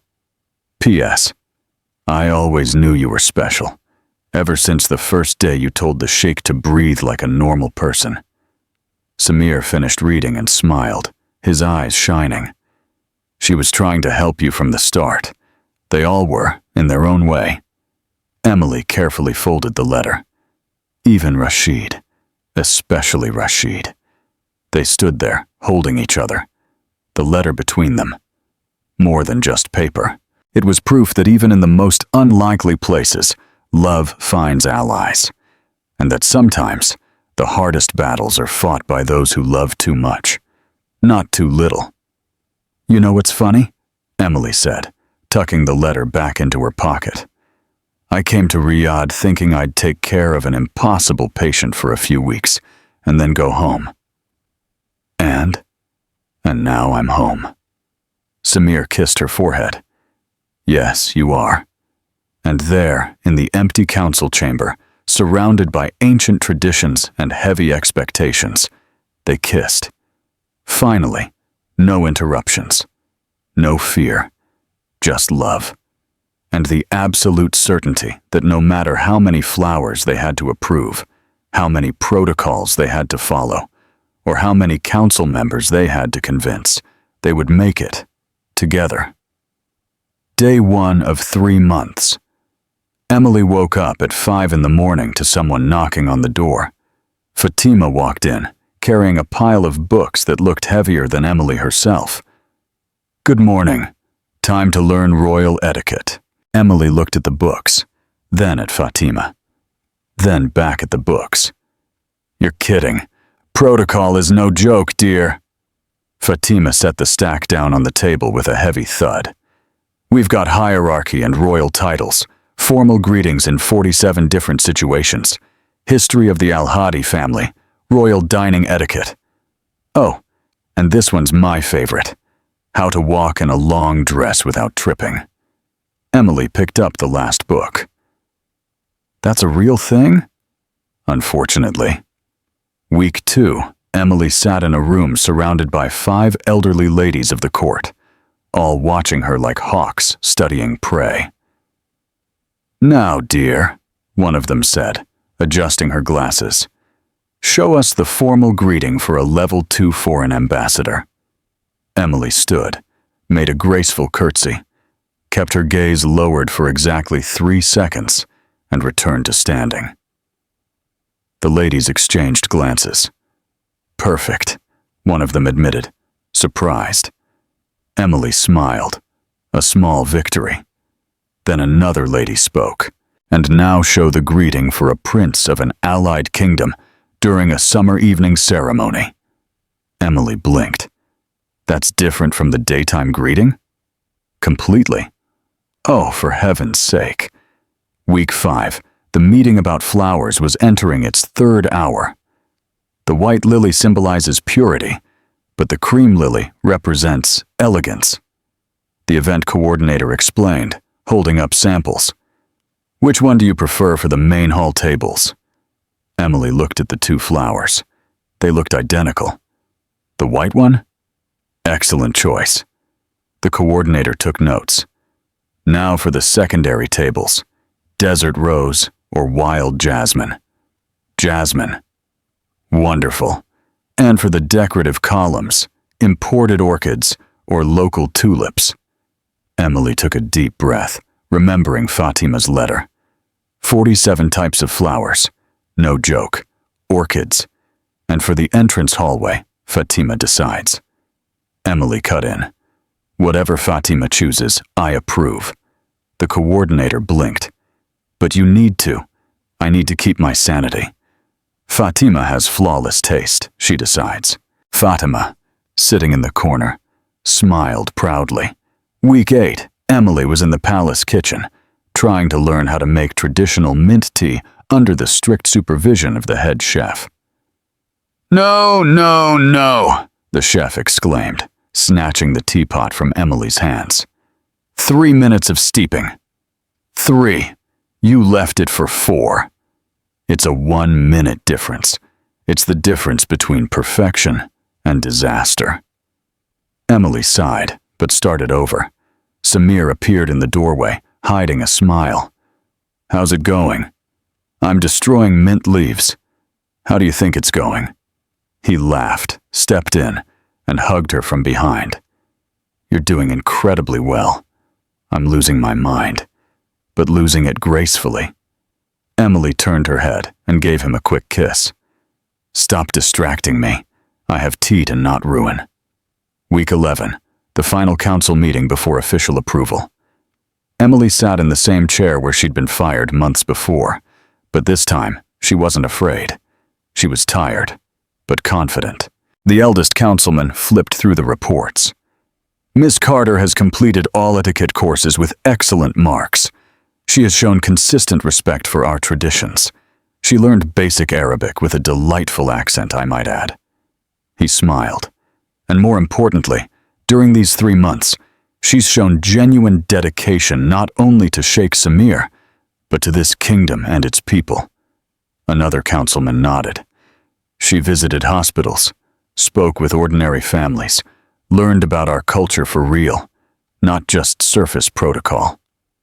Dr. Kamal stood. "And I can confirm Sheikh Samir remains healthy, stable, and happy. Happier than I've seen him in years." Rashid, who had been silent, finally spoke. "I voted in favor 3 months ago with reservations." He looked at Emily. "But today, I vote with certainty. You've proven yourself worthy. Not because of a title, because of who you are."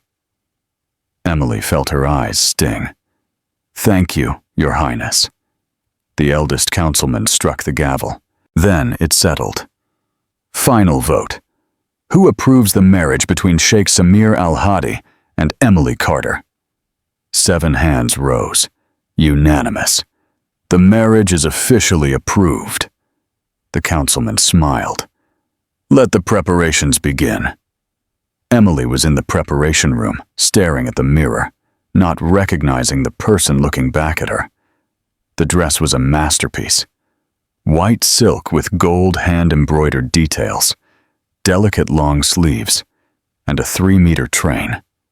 Henna covered her hands in intricate patterns, a lace veil draped over her hair, held by a pearl tiara.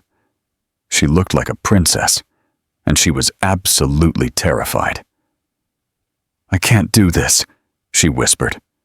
Fatima, adjusting the veil, stopped. "What?"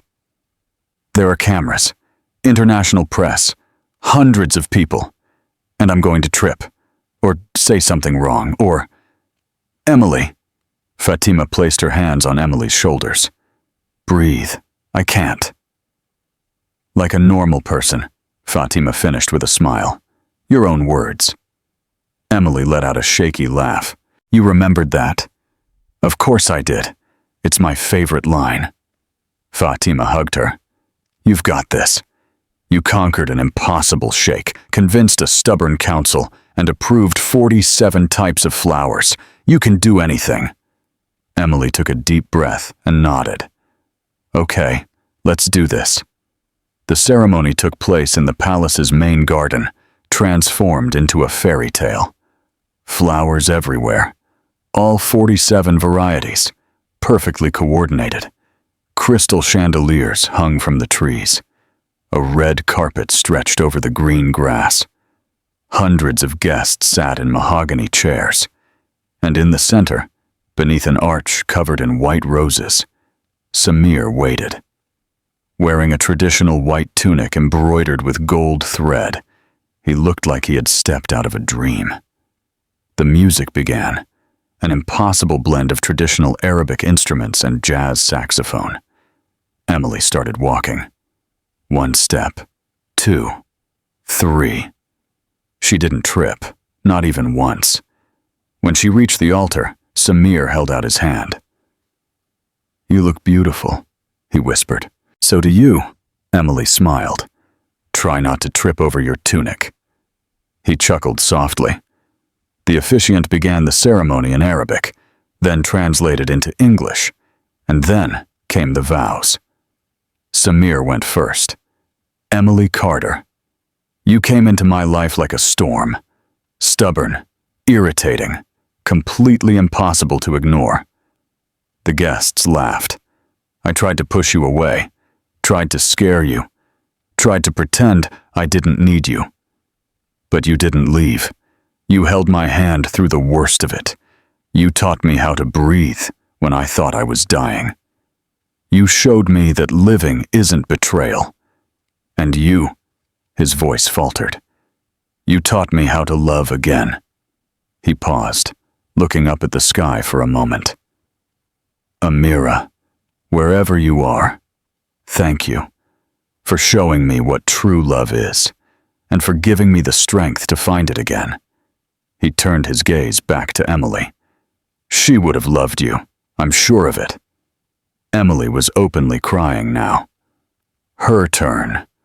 Samir al-Hadi. "I came to Riyadh thinking I'd be taking care of an impossible patient for a few weeks. I didn't expect to meet the most frustrating, stubborn, and beautiful person I've ever known." She wiped her tears. "You tested me, challenged me, made me want to quit. But you also made me laugh, made me believe, made me feel like I mattered. And when you asked me to stay, I realized I didn't want to leave." Her voice trembled. "My father passed away 3 years ago, and I know he'd be here today, probably telling terrible jokes and embarrassing everyone. I miss him, but I know he'd approve of you." She smiled through the tears. "And I want you to know this. You healed yourself, Samir. I just held your hand." Samir pulled her into a hug, completely forgetting about protocol. The guests applauded. The officiant, smiling, declared, "I now pronounce you husband and wife."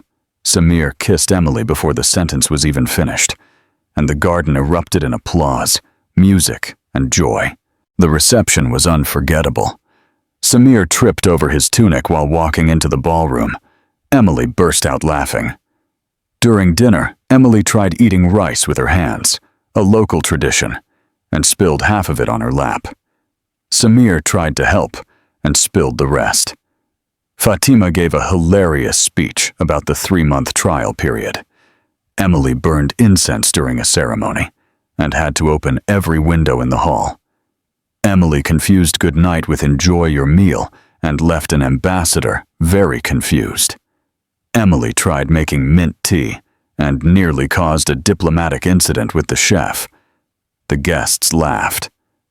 Emily hid her face in her hands, but Fatima continued her tone softening. She never gave up. She learned. She grew.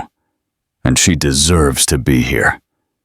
Cheers to the newlyweds. Everyone raised their glasses. Then Rashid stood up. The room went silent instantly. Emily squeezed Samir's hand. Rashid walked to the center, took the microphone, and looked at both of them. I need to apologize. Publicly. His voice was trembling.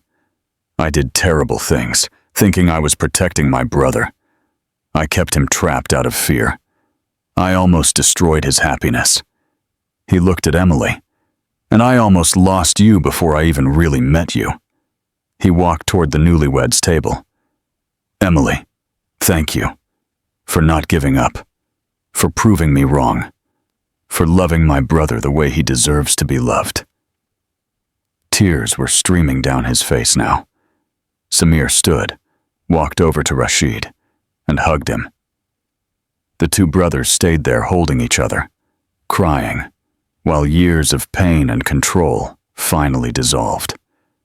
There wasn't a dry eye in the room. When they finally let go, Rashid smiled.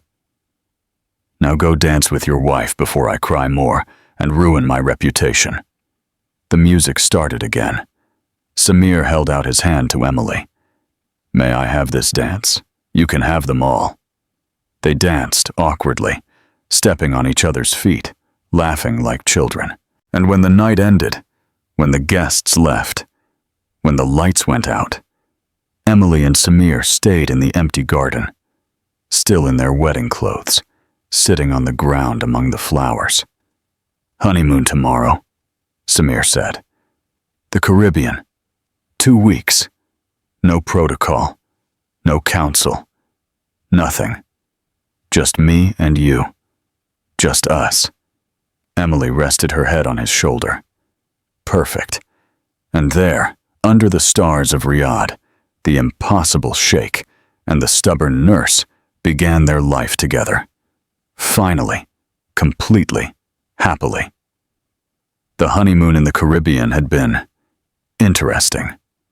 Samir had insisted he knew how to surf. Emily had tried to warn him that ocean waves weren't the same as palace pools, but he wouldn't listen. The first wave knocked him down in 3 seconds. He came up spitting salt water, hair plastered to his face, trying to keep his dignity. That was strategic, he shouted. Emily, lying on the sand in sunglasses and thick layers of sunscreen, just waved. Of course it was, darling. Very strategic. He tried again, and fell, and again, and again. On the 5th attempt, Emily took a picture she would treasure forever. Samir al-Hadi, Sheikh of Riyadh, surfboard on his head, total defeat on his face. She laughed so hard, she cried. And Samir, seeing her laugh like that, free, happy, completely at ease, decided it was worth getting knocked down by waves every day just to hear that sound. Of course, Emily didn't fare much better. On the 2nd day, she forgot to reapply sunscreen and turned as red as a shrimp. Samir spent the whole night applying aloe vera gel, while she complained that she was literally cooking. You're a nurse, he teased. You should know about sun protection. I do know about sun protection. I just forgot that the Caribbean sun is basically an oven. You look like a lobster. Samir, a very pretty lobster. That doesn't help. But he kept applying the gel, gentle and patient, and Emily realized this was the man she had married, someone who cared for her in ridiculous moments just as much as in serious ones. Back at the palace, adjusting to married life came with its own comedic challenges. Emily was determined to learn Arabic. Samir was determined to learn how to make an American breakfast. They both failed spectacularly. One morning, Emily walked into the kitchen and greeted Fatima with what she thought was good morning. Fatima stared at her. "You just said nice shoe." "What?" "Literally, nice shoe. As if you were greeting a piece of footwear." Samir, who was trying to make pancakes and had already burned 3, laughed so hard he nearly let the 4th one burn too. "Don't laugh at me," Emily protested. "You can't even make pancakes. Pancakes are impossible. How do you Americans make it look so easy?" "By following the recipe. I am following it. You put salt instead of sugar." Samir looked at the bowl, tasted the batter, and made a face. "Oh," Fatima sighed, took the bowl from his hands, and took over. "You two are kitchen disasters, but adorable ones." Emily and Samir looked at each other and smiled. Adorable disasters. She could live with that. As the months passed, the idea for the clinic started to take shape. Emily worked tirelessly with Dr. Kamal, designing programs, training staff, establishing protocols. Samir used his influence to secure funding and official approval. And Rashid, surprisingly, became one of their strongest supporters. "I spent years trying to hide weakness," he said during a meeting. "But maybe it's time to show that true strength is admitting when we need help." The clinic opened its doors 6 months after the wedding. The first patient was Khalid, 28 years old. Severe trauma after an accident that took his wife's life. Emily recognized the story immediately. It was painfully familiar. Khalid resisted. He yelled. He refused treatment. Exactly like Samir once had. During one particularly difficult session, he burst out, "I don't want to get better. I deserve to suffer." Emily had heard those words before, and she knew exactly what to say. "You don't deserve that," she said, firm but kind. "You deserve to live. You deserve to heal. And you deserve to forgive yourself. You don't understand. I understand more than you think." Emily sat beside him. "I'll tell you something someone very stubborn once taught me. Surviving isn't a crime, and living isn't betrayal." Khalid looked at her, his eyes red from crying. "How do I do that?" "By breathing." One day at a time, Emily smiled. Like regular people, he let out a wet, surprised laugh. "You say that a lot? Because it works." And slowly, day by day, session by session, Khalid began to get better. Samir sometimes watched the sessions with Khalid's permission, and in every word Emily spoke, in every technique she used, he saw reflections of his own journey. "It's strange," he said one night as they lay in bed, "seeing someone else go through what I went through. But now you can help," Emily said. "You're living proof that healing is possible." "We're proof." She kissed him softly. "Yes, we are." The official opening of the clinic came 1 year after their wedding. The hall was full. Kingdom officials, international press, representatives from mental health organizations around the world. And Khalid, now visibly healthier and at peace, sat in the front row as an honored guest. Emily stood on stage beside Samir, Dr. Kamal, and Rashid, wearing a formal dress that suddenly felt too tight. She'd woken up nauseated that morning, and the week before, and the week before that, but she had ignored it, blaming stress from the event. Samir took the microphone, smiling. "It's with great joy that we open today the Al-Hadi Integrated Healing Clinic, a place where physical and emotional health go hand in hand, where vulnerability isn't weakness, where healing isn't shame." Applause echoed through the hall. "This clinic exists because of one person."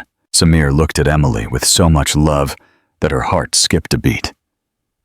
"My wife. She taught me that medicine goes beyond prescriptions, that healing starts with empathy, and that sometimes The best remedy is someone holding your hand and saying, "Breathe." More applause. Louder this time. Emily stood up to speak. But suddenly, the room started spinning. The lights grew too bright. The floor seemed to move. "Emily?" Samir grabbed her arm right away. "Are you okay?" I just need air." She stumbled. Samir caught her before she could fall, panic written all over his face. "Someone, call a doctor. I am a doctor. Doctor." Kamal was already running from the other side of the stage. "Then call another one." Emily laughed even while dizzy. "Samir, relax. How can I relax? You're fainting." "I'm not fainting. I just need to sit." Samir carried her off the stage as if she were made of glass. The whole audience watched, worried, while cameras captured everything. Kamal quickly checked her vital signs backstage. Blood pressure normal, heart rate normal, breathing steady. He paused, looking at Emily with a curious expression. "When was your last period?" Emily froze. Samir froze. Fatima, who had run in from the back of the hall, gasped so loudly it could probably be heard 3 blocks away. "She's pregnant." "Fatima." Emily and Dr. Kamal shouted at the same time. But it was too late. The entire hall had heard and exploded in cheers and applause. Samir looked at Emily, then at Dr. Kamal, then back at Emily. We're... "I think so," Emily said, laughing and crying at once. The color drained from Samir's face. He sat down on the floor. Literally. Just sat as if his legs had stopped working. I need to process this." "Breathe, honey," Emily said, holding his hand. "I am breathing. Like regular people. I am." Rashid appeared, placing a hand on his brother's shoulder, smiling broadly. "Congratulations, Samir. You're going to be a father." Samir looked up at him, eyes wide. "I'm going to be a father." "Yes, a father. Exactly, I'm going to be a father." And then Samir fainted. Completely. Dr. Kamal sighed, shaking his head. "Someone bring water. And salts. The sheikh is down." Emily was laughing so hard she could barely breathe, tears running down her face. "I'm your nurse, you idiot. You can't faint on my shift." When Samir finally woke up a few minutes later, the first thing he saw was Emily looking at him with that smile. Half concern, half pure amusement. "Hi," she said. "Hi," he answered, still lying on the floor. "I fainted?" "Completely. In front of everyone?" Aha, it was epic. At least 50 cameras caught it on video. Samir groaned, covering his face with his hands. "I'll never live this down." "Never," Emily agreed, helping him sit up. "But it was worth it. Because you're going to be a father." Samir looked at her, and suddenly, everything else disappeared. The cameras, the crowd, the embarrassment. "We're going to be parents. Yes, we'll be terrible at it. Probably. You faint at news, and I call everyone an idiot." Samir laughed and pulled her into a tight hug. "It's going to be perfect." Later, after the grand opening ended successfully, despite all the drama, after the congratulations, the hugs, and the photos, Khalid walked up to Samir. "Your Highness, I wanted to thank you." Samir turned, surprised. "For what?" "For showing me healing is possible." Khalid wiped his eyes, trying to keep his emotions steady. "I saw you. I saw how you were a year ago, in old videos, in the stories people tell. And I see you now, healthy, happy, in love. And I thought, if he did it, maybe I can too." Something broke open inside Samir.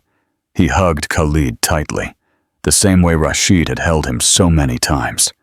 the same way Emily had held him on his hardest nights. "You can," Semana whispered. "I promise. It's hard. There will be bad days. But you can. And you're not alone." Khalid cried on his shoulder, and in that embrace, the circle was complete. The patient who had been healed was now helping others heal. Pain had turned into purpose. Trauma had become wisdom, and the darkness had finally given way to light. At sunset, Emily and Semana stood on the balcony of the royal suite, the same place they'd stood so many times during that wild year. Semana was behind her, arms around her waist, their hands intertwined over the stomach that didn't yet show, but already carried their greatest gift. "I still can't believe it," he whispered against her hair. "Me neither. It feels surreal. We're going to be parents, and we'll be terrible at it at first." Semana laughed softly. "Probably. But we'll learn. Together." Emily turned her head and kissed his chin. "Thank you." "For what?" "For teaching me how to love again. For showing me it's worth taking the risk. For everything." "I should be thanking you. You taught me how to live. You saved me. You saved yourself, Semana." Emily turned fully toward him, holding his face in her hands. "You did the hard work. You faced your fears. You chose to heal. I just held your hand. Then we taught each other." Semana kissed her forehead. Together.